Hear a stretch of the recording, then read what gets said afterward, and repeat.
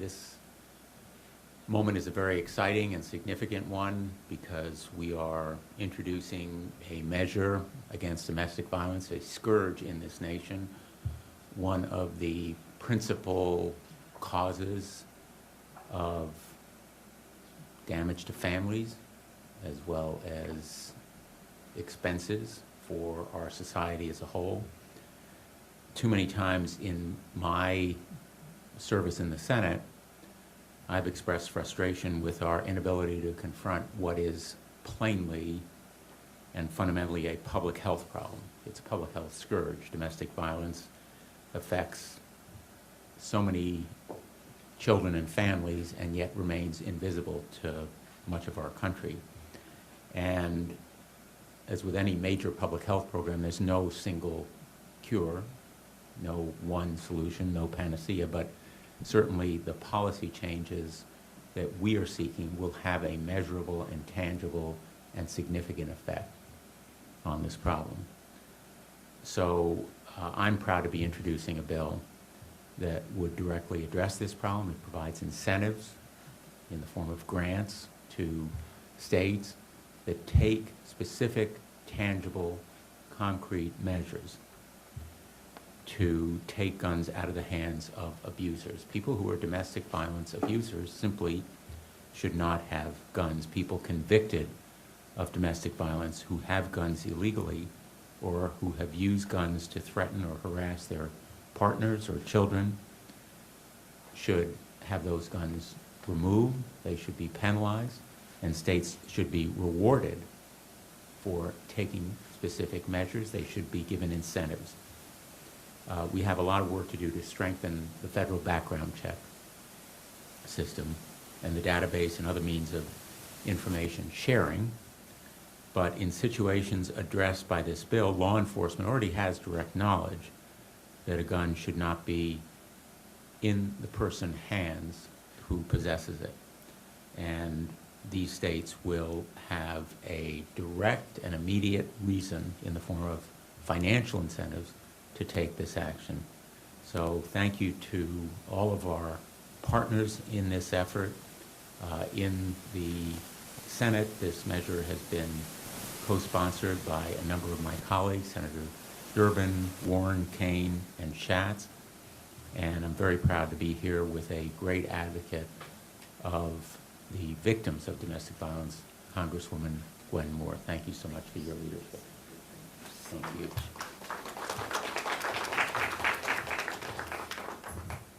It is really a great privilege to be here with the Senator Blumenthal with the YWCA.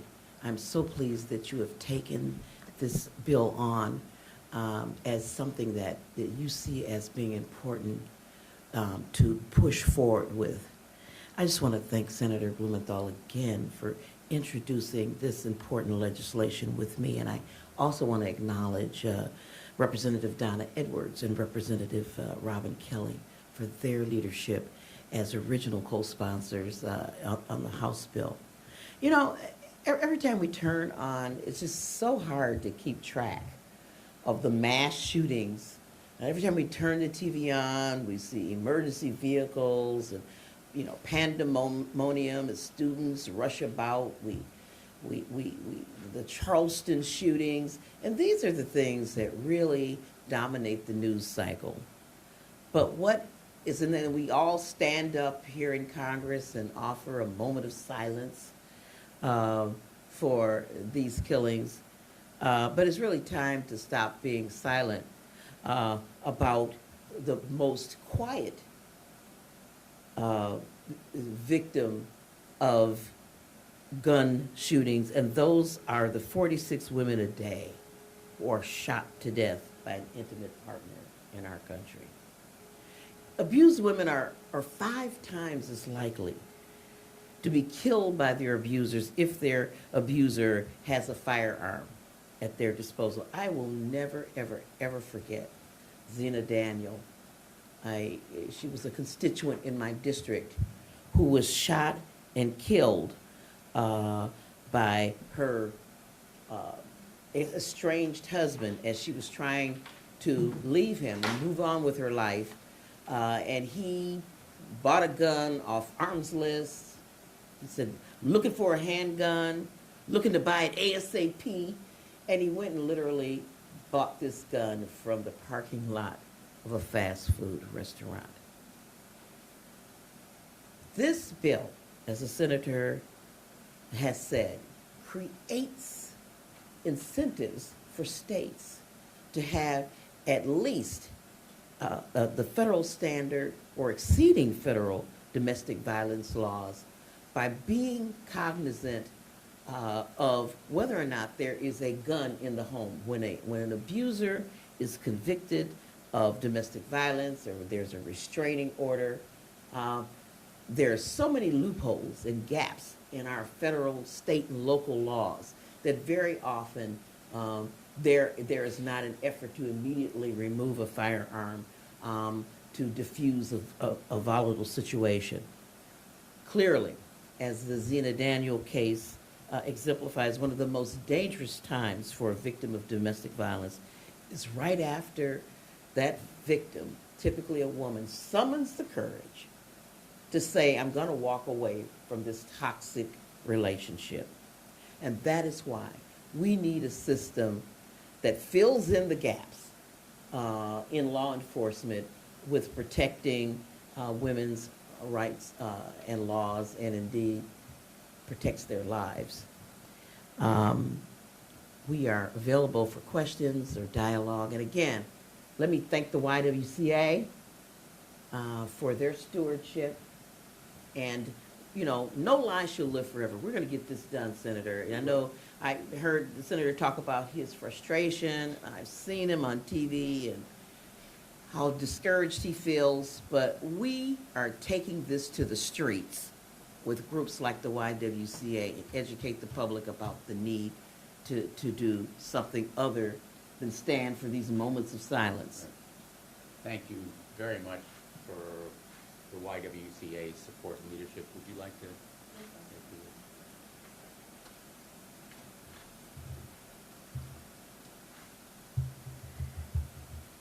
Good afternoon. Thank you, Senator Blumenthal and Congresswoman Moore, for your leadership on this critical issue on ending firearms-related domestic violence homicides. My name is Kutsia Raja, and I'm here on behalf of YWCA USA, one of the largest providers of domestic violence services around the country. We're so proud to be here today for the reintroduction of the Domestic Violence Criminal Disarmament Act and the Domestic Violence Homicide Prevention Act, two bills that YWCA feels strongly advocate for common sense approaches to addressing domestic violence homicides and keeping women and families safe. For YWCA, as is the case for all other groups that work on the issue of domestic violence, like my partner here, Rob Valente, who is here from the National Domestic Violence Hotline, October is a heavy month. It's certainly an opportunity to raise awareness about domestic violence in our communities, but it's also a grim reminder of the stark reality that we face as a country, where we know that 1 in 4 women will face domestic violence at some point in her life. That if you're a woman in the United States, you're 11 times more likely to die at the hands of a gun than in any other developed nation. And that while intimate partner homicides account for nearly half of all women that are killed each year in the United States, we know that perpetrators with access to firearms are 5 to 8 times more likely to kill their partners than those without them. And that the mere presence of a gun in a domestic violence situation increases the risk of homicides for women by 5 times. For women of color, that lethality risk is even more increased. These numbers are only a few of many that illustrate a very clear point. We're doing a great disservice to women and families in this country, and we're doing so quite literally at the cost of women's lives. As YWCA commemorates the 20th anniversary of Week Without Violence, an annual campaign that takes place nationally across communities in this country to end violence in all of its forms, we are proud to be here today for the reintroduction of 2 bills that would effectively remove guns from the hands of abusers and save countless lives. Thank you. And I wanted to now bring to the podium, last but not least, Rob Valente, who is here from the National Domestic Violence Hotline.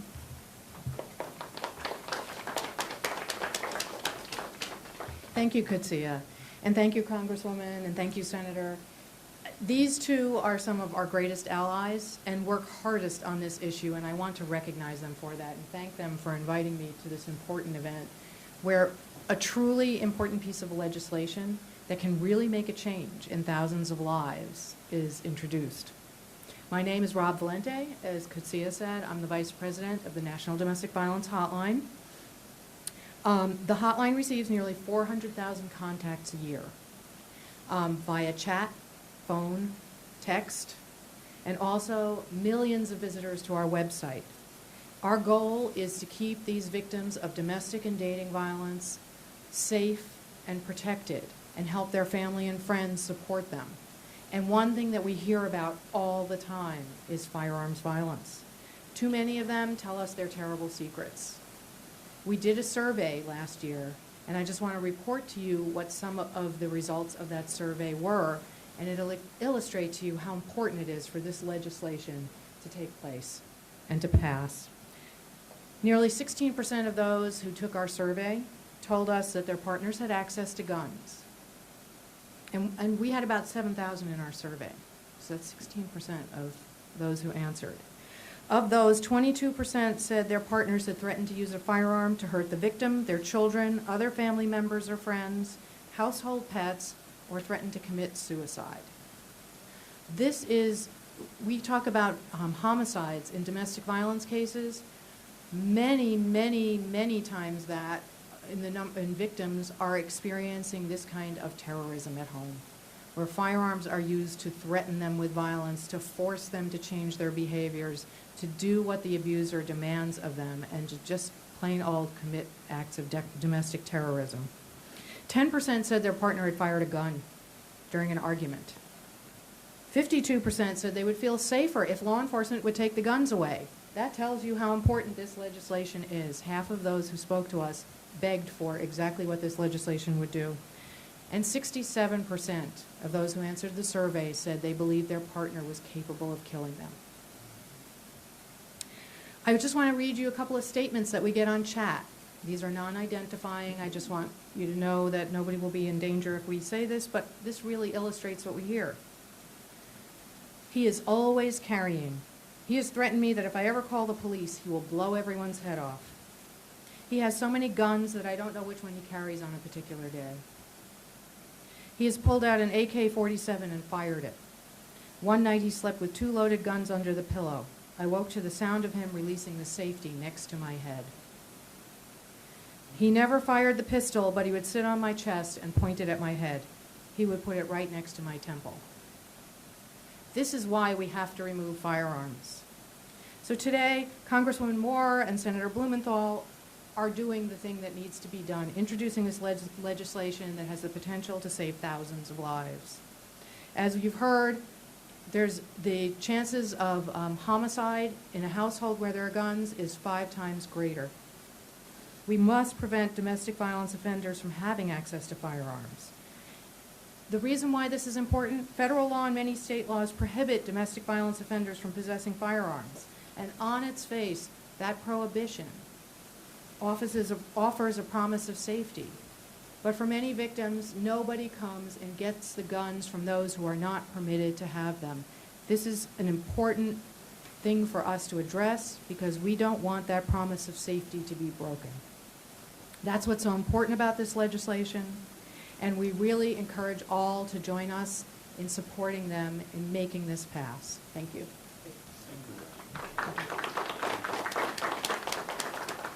Thank you. Well, I want to thank the National Domestic Violence Hotline and the YWCA, and of course my great partner, Congresswoman Moore, and all of you for being here today. It really is profoundly important. We pass laws here. We approve legislation. And we forget that that law is dead letter unless it's enforced. Unless somebody takes a firearm away from someone who legally shouldn't have it, the law is dead letter. We have those prohibitions on the books. This measure would make sure the laws are enforced. And you've heard, I think, the personal accounts here about why it makes a difference. And that's why Congresswoman Moore and I and our allies in this effort are going to work so hard to make sure this law is approved, to make sure other laws are enforced. Do we take questions? Any questions? We won't be offended if there aren't any. Well, again, I really want to thank all of you for being here. I know every one of you is working hard in this cause, and I think that thousands of women, let's be honest here, the vast majority of victims of domestic abuse are women. Thousands of women will be grateful to you. Thank you. Thank you so much. Thank you so much.